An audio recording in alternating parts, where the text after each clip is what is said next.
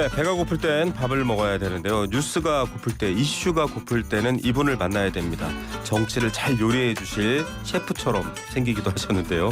최재성 전 청와대 정무수석 나와주셨습니다. 어서 오십시오. 안녕하세요. 예, 이렇게 소개하고 보니까 정말 요리 잘하실 것 같은데 혹시 평소에 잘하시는 요리 있으세요? 뭐 예전에 이제 뭐 명사들의 요리라서 네네. 뭐 나와서 뭐 김치찌개 잘한다 이러면 제가 조금 네, 저건 늘상 먹는 건데 네네네. 요리라고 이렇게 해서 전파를 낭비할 필요가 있나? 조금 뭔가 숨은 좋아합니다. 고수시네요. 네. 좋아하고 자주 하고. 예. 이게 뭐 단순해 보이지만요, 여러분 재료를 다듬는 것, 시간, 순서 다 복잡하거든요. 그런 이해가 있어야 역시 정치도 잘 파헤치고 이해할 수 있습니다. 첫 번째 얘기인데 탄핵 심판 오늘 이제 첫 번째 변론 기일인데 일단 뭐 신변상의 안전 이유로 출석하지 못하겠다. 그러면서 또 정계선 재판관에 대한 기피 신청도 하겠다. 그리고 절차상으로도 우리한테 충분한 방어권과 우리 의견을 듣지 않았다. 여러 가지 복합적인 문제 제기를 하고 있습니다. 제대로 진행될까 또 우려하시는 분들도 있고요. 어떻게 보십니까? 저는 애당초 이제 윤석열 대통령이 네. 이제 탄핵 그 국회에서 탄핵이 의결된 후에 이제 계엄 선포가 실패하고 네. 그 직후부터 이어진 거죠. 네네. 끝까지 싸우겠다. 네. 그리고 이거 국가 위기나 뭐 반국가 세력 이거로부터 대한민국을 지켜야 된다는 네. 변함이 없다. 네네. 그 결국은 끝까지 싸우겠다가 핵심적인 메시지고 윤 대통령의 기본 이 기준이거든요. 예. 그래서 끝까지 싸우는 과정이에요 지금. 그러니까 끝까지 싸우기 위해서 이제 두 가지가 진행이 되는 거죠. 하나는 최대한 사법 일정이라든가 탄핵 일정이라든가 수사 일정이라든가 체포라든가 이런 것을 최대한 늦추고 정황한다. 네.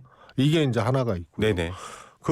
그다음에 두 번째로는 끊임없이 메시지를 내고 그러면서 이 보수 결집을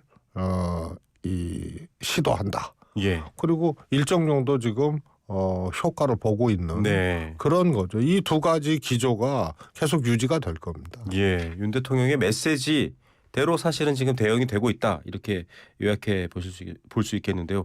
한덕수 국무총리 탄핵안에 대한 변론 준비 기일도 시작됐는데 먼저 처리해야 된다. 왜냐하면 두 헌법재판관이 제대로 임명된 절차가 되는지도 따질 거다. 이런 입장이거든요. 이거는 좀 어렵기도 하고 문제가 더 복잡해 보이기도 합니다.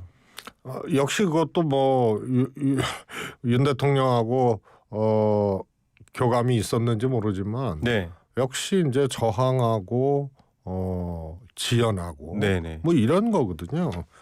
근데 이제 헌법재판관 2명을 최상목 대행이 임명한 문제에 대해서는 가사 헌재 판결에서 한덕수 총리 파면이 탄핵이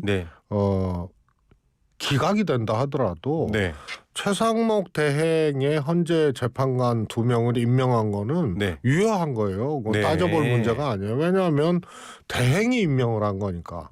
대행이라 하면 탄핵 소추가 끝나서 기각이 되든 인용이 되든 그때까지예요. 인용이 되면은 다음 대통령 선출 때까지고. 그렇죠. 기각이 되면 바로 대통령이 복귀하는 거거든요. 대행 체제에서의 임명은 문제가 전혀 문제가 없죠. 그 안에 대통령의 공백, 직무가 정지된 이 공백을 메꾸는 거예요. 그래서 한덕수 대행이 하다가 이조차도 탄핵이 됐으니까 대행의 대행이 아니고 대행이거든요. 최상목 대행은.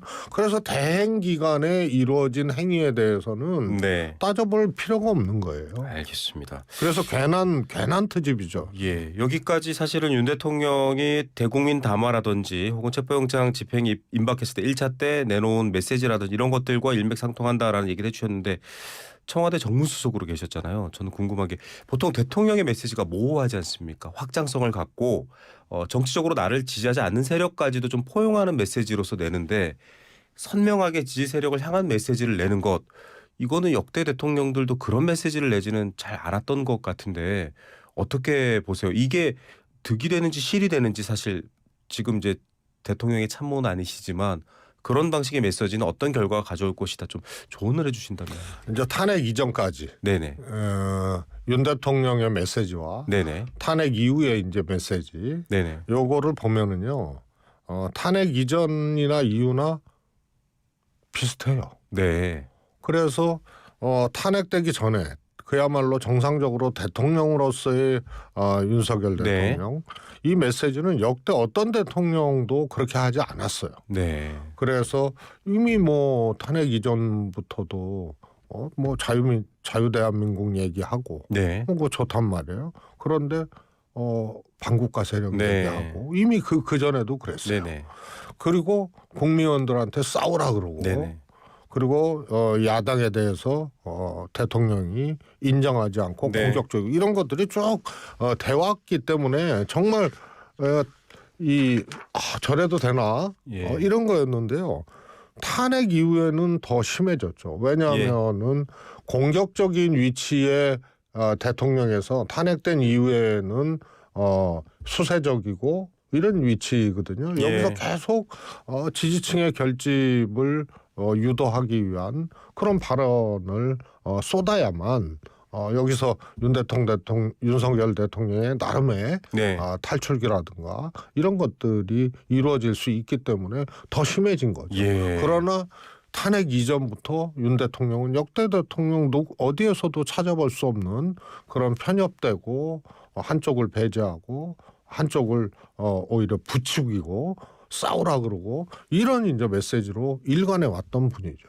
이게 뭐 방금도 말씀하셨습니다만 최재성 수석께서 말씀하셨습니다만 사실은 출구 전략 그러니까 윤 대통령에게도 윤 대통령을 지지하시는 분들이 보시기에도 좀 윤 대통령에게도 유리한 전략이냐 아니냐를 봐야 되는데 정진석 비서실장도 윤석열 대통령 체포시도 막아달라.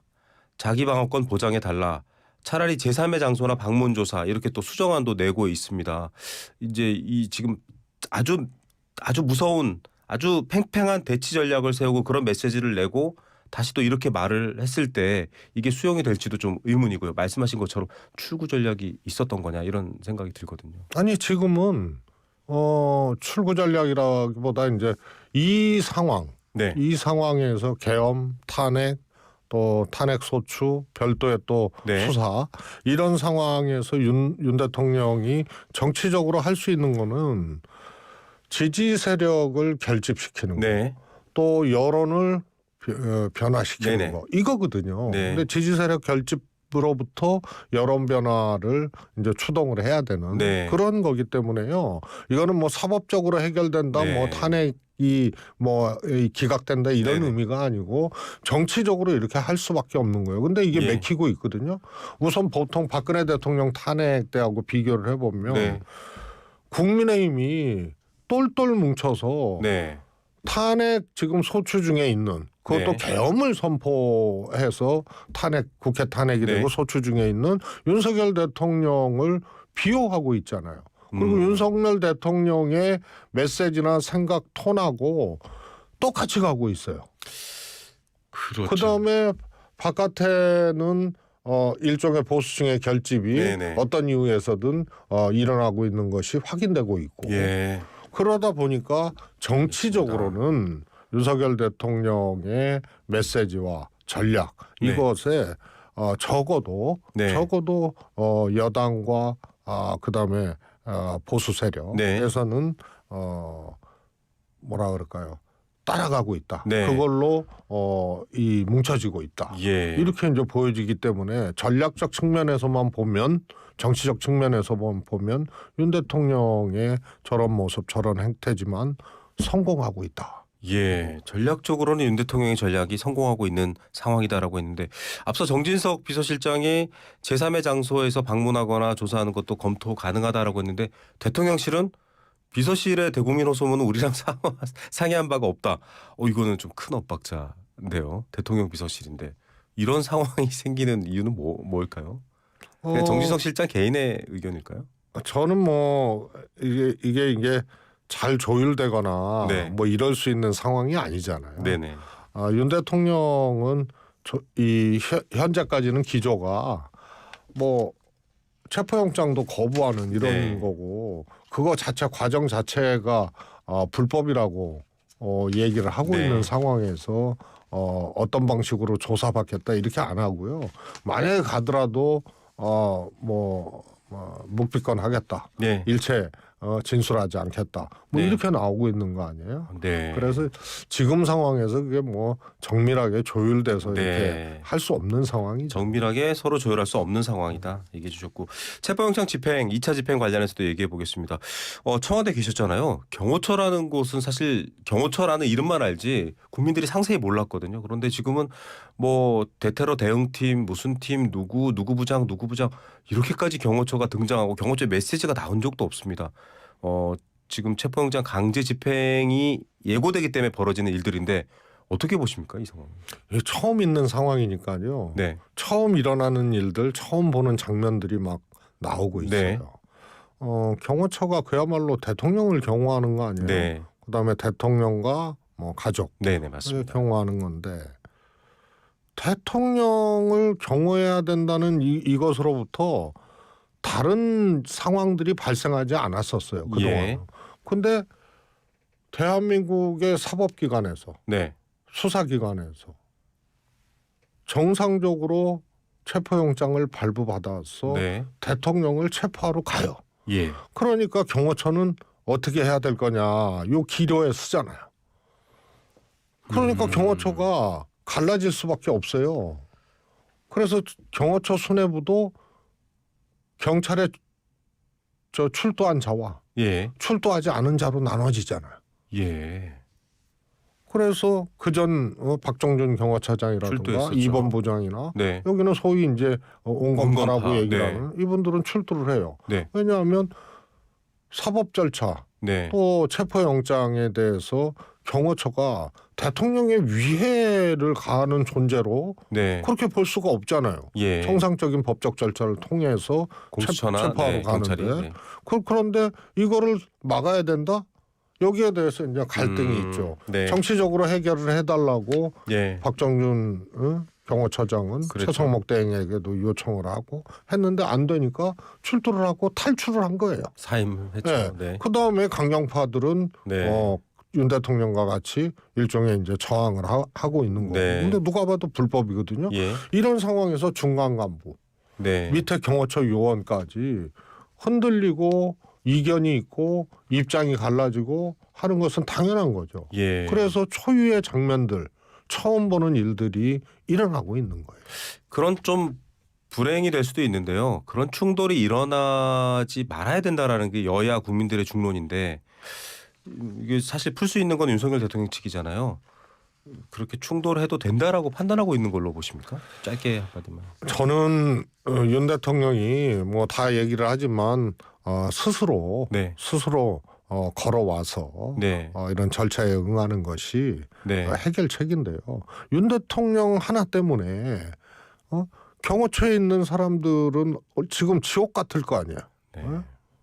그래서 윤 대통령이 이거는 사법 절차에 따르고 네. 체포영장에 따르는 것이 유일한 해결책이고요. 저항하거나 저렇게 할수록 애꿎은 수많은 피해들이 이제 일어날 수 있는 거고요. 저는 지금 거의 경호처가 네. 무너졌다고 봅니다. 아이. 그래서 네. 체포영장 진행 과정이 생각보다 그렇게 더 길어지거나 혹은 또 어려워지거나 이런 거보다 이미 경호처가 무너졌기 때문에 그다음에 하여튼 저항하는 경호처 직원들 요원들도 전부 이제 사법적으로 문제가 되는 거 아니에요. 예. 그래서 이미 균열이 일어났고 무너졌기 때문에 오히려 이제 순조롭게 진행될 네. 가능성도 저는 있다고 봅니다. 오히려 순조롭게 될 수 있는 상황도 열려 있다.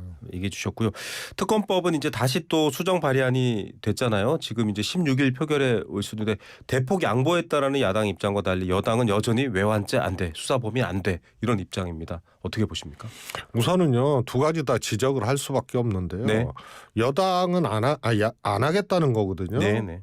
그래서 뭐 자체 특검법을 발의하겠다 그러는데 하겠다는 거 결정도 못 했잖아요. 네, 오늘 지도부 일임했죠. 네. 그리고 그 내용도 보니까 계엄 후 6시간만 하겠다. 근데 세상에 그런 특검이 어디 있어요. 네. 일반 뭐 수사도 마찬가지 아니에요. 네네. 범죄를 모의했는지 누구하고 언제부터 어떻게 했는지 이 과정에서 네. 위법 사항이 없는지 그다음에 이런 것들을 전 과정을 이렇게 봐야 그것이 수사가 잘 되고 객관적으로 입증이 되는 것인데 네. 계엄 후 6시간만 하겠다는 거는 안 하겠다는 거거든요. 네. 그래서 여당 계속 그렇게 나올 거예요. 네. 근데 민주당이 아쉬운 것이 특검이 거부권 행사로 인해서 재의결했잖아요. 네. 그래서 200표를 못 얻고 2표 차이로 다시 또 좌절이 됐는데 그래서 보안 특검을 냈어요. 네. 그런데 제3자 추천안 줬습니다. 네. 근데 거기에 외환죄를 탁 얹어놓으니까 네. 국민의힘에서 거부할 수 있는 오히려 또 명분을 준 거예요. 거부의 명분을 만들었다. 그러면 이 국민들 입장에서는 좀 갸우뚱할 수밖에 없죠. 네. 저거를 어떻게든 통과를 시켜서 네. 빨리 특검을 발의해서 이 내란죄 문제에 대해서 수사를 해야 되는데 이거는 컨센서스가 일반 국민도 있고 야당도 그렇단 말이에요. 알겠습니다. 그런데 좌절된 이후에 큰 혹을 하나 더 얹었으니 명분을 또 주는 거죠. 알겠습니다. 뭐 이건 짧게 한번 여쭤보겠습니다. 박수현 의원도 어제 저희 프로그램에서 얘기를 했는데 카톡이나 메시지에서 조직적으로 가짜뉴스 나르는 행위 처음에는 뭐 내란 선동 얘기를 했다가 지금은 좀 가짜뉴스로 한정해서 얘기를 하고 있는데 국민의힘에서는 이거 국민 검열하는 거냐 이렇게 반발을 했거든요. 요건 짧게 입장 한마디만 말씀 부탁드립니다. 오히려 지금 계엄 탄핵 이후에 윤석열 대통령이나 여당이 수세적이잖아요. 네. 그런데 저는 거꾸로 마음가짐과 몸가짐 생각은 민주당이 훨씬 더 수세적으로 가야 된다고 봐요. 민주당이 더 수세적으로. 예. 네. 왜냐하면 이거 엄청난 일이 일어난 거 아니에요. 네. 정말 상상할 수 없는 계엄이라는 게 선포되고 탄핵 그리고 소추 과정이고 아직도 내란이 종식되지 않았다라고 할 정도로 지금 격돌이 일어나고 있는 거 아니에요. 대치가 있죠. 네. 예. 그러면은 민주당이 정말로 살얼음판 걷듯이 생각과 태도 또 방법 이런 것들을 정말 잘 내와야 됩니다. 그래서 신뢰 있게 능력 있게 하지만 겸손하게 해야 됩니다. 그런데 이게 카톡 이 문제는 우선은 빌미를 주잖아요. 그리고 오만해 보이잖아요. 그리고 이 지금 과정 해결에 아무런 수단과 도움이 안 돼요. 일반인을 대상으로 카톡 검열과 같은 걸로 느껴지잖아요. 좀 정치적 성과를 해서 의원들이 욕심낸다 이런 평가도 있었거든요.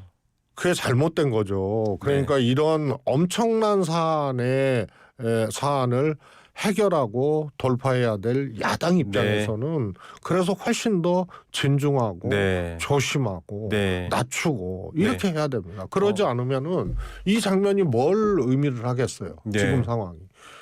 탄핵이 인용이 되면 조기 대선 아니에요. 네, 그렇죠. 그러면 국민들은 이런 해결 과정, 이거 진행 과정을 보면서 1년 후, 2년 후가 아니고 바로 탄핵 인용되면 60일 이내에 해야 될 대선 이걸 생각을 하면서 그 정당의 모습들을 평가를 한단 말이에요. 그렇기 때문에 지금 각종 조사에서 이상 현상이 나온 것이 카톡과 같은 이런 이제 민주당의 소위 말해서 국민들 눈에는 저렇게 민주당이 저렇게까지 해? 저거 뭐지? 이런 이제 신뢰나 능력이나 혹은 또 겸손이나 이런 데에 이 세 가지 기준에 배치되는 그런 행위나 제안들을 했을 때 민주당이 오히려 국민들에게 점수를 못 따는 거죠. 그런 것에 아주 대표적인 일이 일어났다고. 이건 뭐 민주당을 향한 아주 애정어린 또 날카로운 지적이었습니다. 끝으로 짧게 시간 여쭤보겠습니다. 이재명 대표 독주 체제입니다. 여러 조사에서도. 그런데 뭐 여권이라든지 혹은 야권에서도 좀 주목받는 인물들 나올까요? 한 20초 있습니다. 저는 이제 상황이 이번 상황에 저는 이제 또 달려 있다고 봅니다. 이 계엄이나 탄핵, 윤석열 대통령 이 수사 이런 과정에 달려 있다고 봅니다. 이 상황을 슬기롭게 잘 이재명 대표가 능력 있게 돌파를 하고 해결을 하면 그러면은 알겠습니다. 정말 대안 부재가 명확해지는 거고. 명확한 대안 부재일지 저희도 지켜보겠습니다. 최재성 전 정무수석이었습니다. 감사합니다. 감사합니다.